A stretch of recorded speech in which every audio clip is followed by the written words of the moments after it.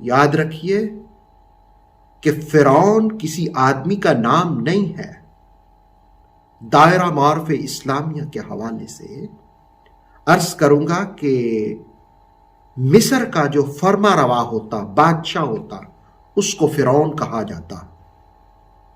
حضرت موسیٰ علیہ السلام کے زمانے میں جو فرعون تھا، تفسیر تبصرہ کے حوالے سے اس کا نام ولید بن مصعب بن ریان۔ اب اس کی ہسٹری کون تھے؟ اس کی ہسٹری اور تاریخ یہ ہے کہ یہ اصفہان کا رہنے والا ایک عطار تھا، بہت چالاک اور ذہین، انٹیلیجنٹ تھا۔ اس نے اپنے آپ کو چینج کرنا چاہا اور ترقی کرنا چاہی، تو اصفہان سے چلا شام، اور شام سے مصر آیا۔ ادھر حضرت یعقوب علیہ السلام کی اولاد بھی مصر میں، اور پھر یہ ولید جو فرعون بعد میں بنا، اس نے تربوز لیا اور درم درم میں جس وقت بک گئے تو شاہی قبرستان میں جا کر مجاور بن بیٹھا تاکہ بادشاہ کا قرب ہو، اس سے جو پہلا فرعون تھا اس کا قرب حاصل کرنے کے لیے۔ اب جس وقت شاہی قبرستان میں کوئی مردہ دفنانے آتا تو یہ ٹیکس وصول کرتا۔ بادشاہ کے قریبی لوگوں میں جب کوئی فوتگی ہوئی تو انہوں نے پوچھا تمہیں ادھر کس نے بٹھایا ہے؟ تم کس چیز کے پیسے لے رہے ہو؟ تم کس چیز کا ٹیکس لے رہے ہو؟ یہ کہنے لگا کہ مجھے تو فرعون نے بٹھایا ہے۔ وہ پکڑ کر کے اس کو بادشاہ کے پاس لے گئے تو اس نے پوچھا کہ یہ تم نے کیا دھندا مچا رکھا ہے؟ تو اس نے کہا کہ دراصل میں تمہارا قرب چاہتا تھا، یہ سارے پیسے لے لو تم۔ میں تو تمہیں یہ بتانا چاہتا تھا کہ ادھر کوئی نظام نہیں ہے، سسٹم نہیں ہے، میں تو تمہاری نوکری غلامی کرنا چاہتا ہوں۔ یہ اس فرعون کے قریب ہوا اور پھر کرتے کرتے یہ خود بھی فرعون بن گیا۔ اب جس وقت یہ فرعون بن گیا تو اس نے ایک خواب دیکھا جس کا ذکر بغوی کے حوالے سے تفسیر تبصرہ میں کیا گیا۔ اس نے خواب یہ دیکھا کہ قدس کی جانب سے ایک آگ اٹھی ہے اور وہ مصر کی جانب بڑھی ہے، اس کے محل سمیت مصر کو اپنی لپیٹ میں لے لیا ہے۔ معبرین سے تعبیر پوچھی تو انہوں نے کہا کہ بنی اسرائیل میں ایک بچہ پیدا ہوگا جو تمہاری حکومت کے خاتمے کا سبب ہوگا۔ اس نے شاہی فرمان جاری کر دیا کہ آج کے بعد جو بھی بچہ پیدا ہو اسے ذبح کر دیا جائے۔ اب جس وقت بچوں کو یہ ذبح کرانے لگ گیا تو پھر فرعونیوں نے اسے کہا کہ اگر یہی حالت رہی تو ہماری خدمت کرنے والے نہیں رہیں گے۔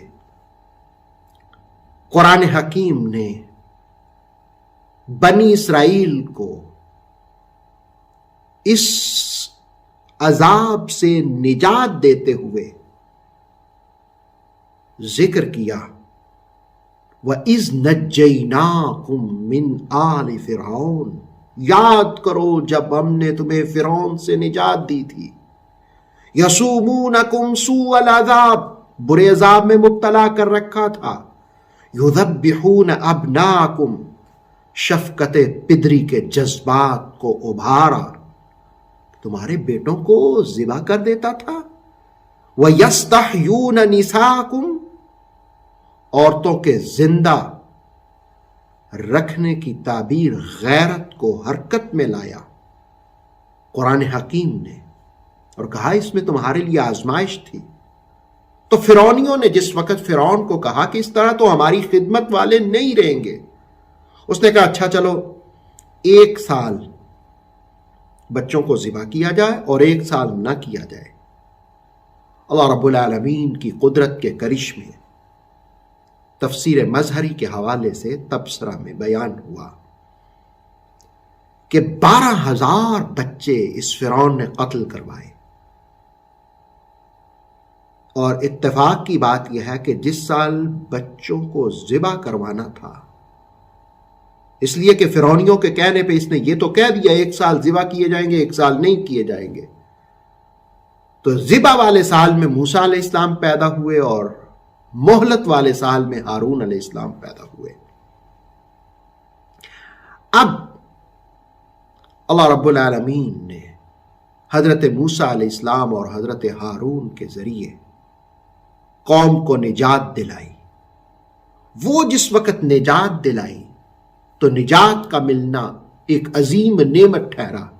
جس وقت ایک عظیم نعمت ٹھہرا تو بنی اسرائیل کے سامنے اس تاریخی نعمت کو بیان کیا اور کہا وَإِذْ نَجَّيْنَاكُمْ مِنْ آلِ فِرْعَوْنَ يَسُومُونَكُمْ سُوءَ الْعَذَابِ۔ ذرا یاد تو کرو کہ اللہ رب العالمین نے کیسے تمہیں نجات عطا کر دی فرعون اور اس کی قوم سے، جس نے تمہیں برے عذاب میں مبتلا کر رکھا تھا۔ یذبحون ابناءکم، they slaughtered your sons، وَيَسْتَحْيُونَ نِسَاءَكُمْ and kept your daughter alive۔ اور اس میں تمہارے لیے کتنی بڑی آزمائش تھی۔ تو جب اللہ نے اتنی بڑی آزمائش سے تمہیں نجات عطا فرما دی، تو آج جب آمنہ کے لال تمہیں قرآن کی تعلیمات کی طرف بلا رہے ہیں تو تمہیں چاہیے اس نعمت کو یاد کر کے محمد مصطفیٰ کریم علیہ الصلاۃ والسلام کا دامن تھام لو، تاکہ تمہیں دنیا اور آخرت کی کامیابی ملے۔